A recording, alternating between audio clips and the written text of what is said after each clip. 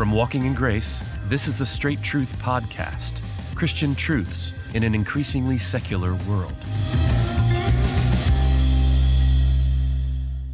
Pastor, the Old Testament is full of passages and warnings about idolatry, and even specific idols are named throughout the Old Testament. Anybody who's read it knows this.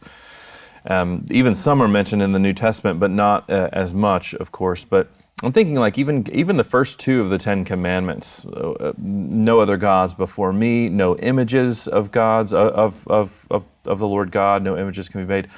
It feels like we don't really have that same sort of temptation, and yet the exhortation to remove idols from your midst and to not have a heart of idolatry is all throughout the New Testament as well. So I wonder if you can help us apply this idea. What is an idol today in our contemporary life and in the 21st century church? What is an idol? Is our approach to removing idols from our lives the same as what was given in the Old Testament, say by Moses or some of the other prophets? How would you discuss idolatry? So when we think about idolatry, we're thinking about a denial of what God has revealed about Himself. I mean, this is why God didn't want His people engaging in idolatry in terms of even what they would have called genuine worship with images. So you talk about worshiping the God of the Bible, but with images. Why not? Why not with images? Well, because idolatry reduces what God has revealed about Himself to an image that comes out of the mind of man.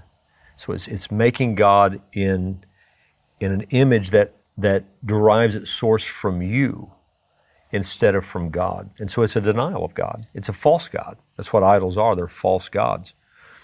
What's interesting is, Josh, as you look at the word idol in the New Testament, so you might think that, when you move to the New Testament, there would be an emphasis on idolatry that's more internal than external, that you might find an emphasis there on, idols of the heart and that sort of thing. Yep. You really don't find that. It's used in the New Testament almost every time in concrete terms, in the terms of the idolatry of that time. So in the New Testament, the pagans were engaging in idolatry just like they were in the Old Testament. And believers are warned, for example, in the book of 1 John, little children, keep yourselves from idols. That would be the only place really, as I'm thinking right now, in the New Testament that you might argue for something spiritual or internal. Everything else is just clear by context that you're talking about external, literal, concrete idolatry. But we do have to ask, why do men do that? Why do men make images? And the answer is because they're forming with their hands what has begun in their mind, in their heart, and it is conceiving of God in terms other than what God has revealed about Himself. So you've reduced Him to an image in your making. And that's something we have to fear in a way that's not just physical. We can be guilty of forming an image of God in our minds, in our language to one another that doesn't exist. It's a false God. It's a God made in our image, not in the image that He's given us of Himself. So in this day and age, they can exist in our minds, just the way we think about God. They can exist in terms of what we substitute for God with. So where is our confidence? Where is our trust? What are we living for? We're meant to live our lives for Him. Are you living your life for money instead? Are you living your life for some sort of influence or some sort of name you can achieve for yourself? That could be an idol. Anything you would substitute for God with, that is an idol. In terms of what idolatry really is in its essence.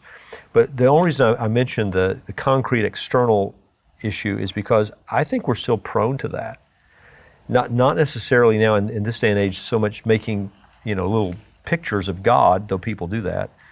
But I think we're so prone to serve what we can see with our eyes, what we can handle with our hands, instead of conceiving of God in the spiritual terms in which He's revealed Himself. So in terms of His attributes, His character, His truth, we want something to our minds that's more substantive than that. And men actually begin to do that. They live for what they can see instead of what is unseen. So that brings to mind a couple things. Number one, Paul says in the New Testament that put away from you all coveting, which is idolatry. True. In which way is coveting? Yeah, that's a good point. That would be one verse where it's clear that is something spiritual in nature. So, covetousness, you desire something you don't have, God hasn't chosen to give you. You're jealous for what someone else has. You want to trade places with someone. You don't trust God's wisdom and what He chooses to assign to you. So that's an internal issue. And when you desire something other than what God has given, that's an issue of idolatry, and that connects to what we talked about earlier. God's revealed the truth about Himself. We want something different.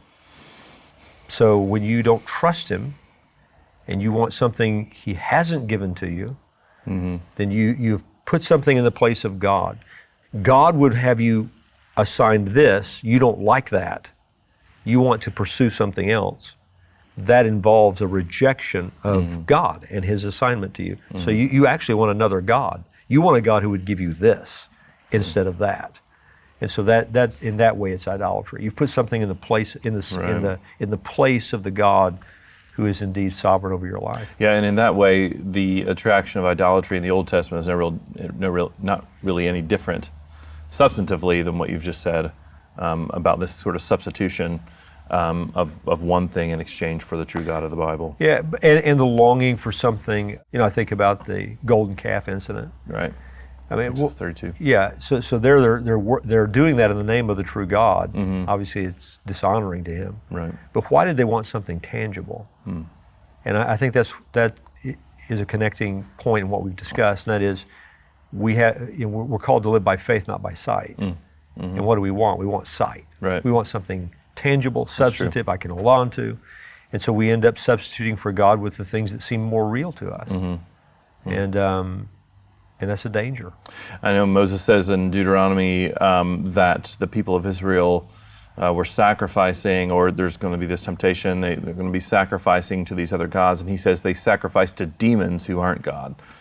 So in what way is an idol, past and present, a demon or demonically? Yeah, we're also warned about doctrines of demons. So you just have to ask, from what realm does spiritual error come?